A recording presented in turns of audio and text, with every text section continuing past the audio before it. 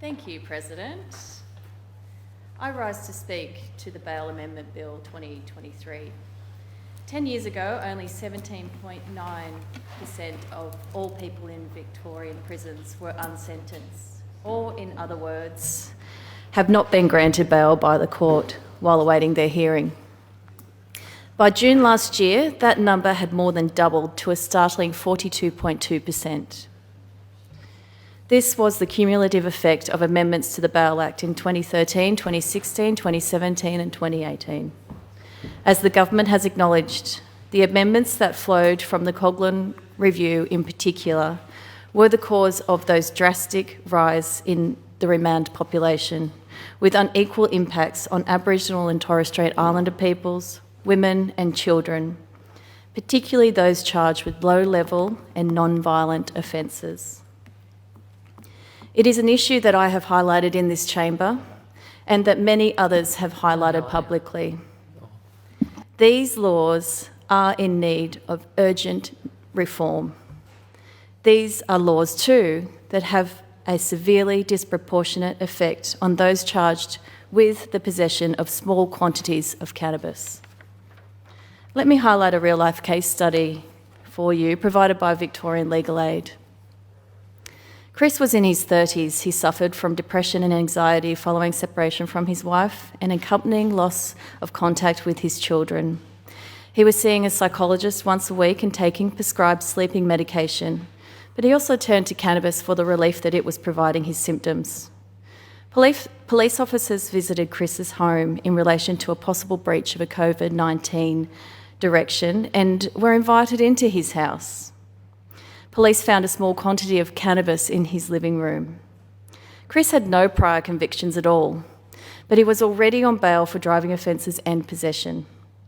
Chris was arrested and charged with cannabis possession and with committing an offence whilst on bail. Chris was refused bail by the court because of the effect of the uplift provisions in the Bail Act, and he was remanded into custody as a result of that cannabis charge. This was Chris's first time in custody, and he was never a prospect of receiving a custodial sentence for these offences. Chris pleaded guilty to the charge of possessing cannabis and received only a fine without conviction. Chris's story was a travesty and far too commonly repeated under our bail framework. That is why today I'm so pleased that this bill, whether further amended or not, will reduce the circumstances in which reverse onus bail tests apply to only seriously offending. Better limit the application of the unacceptable risk test to reoffending that endangers the safety or welfare of another person. Expand the factors that must be considered when an applicant for bail is an Aboriginal person. Prohibit remand for offences against the Summary Offences Act. Require bail decision makers to consider, when applying a reverse onus test or the unacceptable risk test, whether the accused is likely to receive a custodial sentence and, if so, whether they are likely to spend more time on remand than the likely length of that custodial sentence. Amend the new facts and circumstances test to encourage represented bail applications at the earliest opportunity, and repeal the offences of contravening certain conduct conditions and committing an indictable offence whilst on bail. These are significant changes, and there is no doubt that with these changes, someone in Chris's shoes will not be remanded into custody again. This is a good bill. It is an improvement not only upon our current bail laws, but on the place our bail laws were back in 2013, and when our remand levels sat at only 17.9%. Meaning that these reforms will significantly reduce the population of those unfairly remanded in our justice system. But it doesn't mean that our bail laws could not be further improved. To this end, I'd like to acknowledge the advocacy of the Victorian Aboriginal Legal Service, Liberty Victoria, the Criminal Bar Association, the Human Rights Law Centre, and many, many others who would like to see these reforms go further and have offered their unqualified support for Pelham's Law. We, too, will support amendments that seek to implement this change. I express my sincere condolences to the family of Veronica Nelson. The circumstances of her death should never be repeated, and it should never have happened. And I acknowledge the bravery of their advocacy. The bill before us today does implement the lion's share of the reform that they seek and does address factors that overwhelmingly caused the spike in remand numbers in which Veronica was caught up.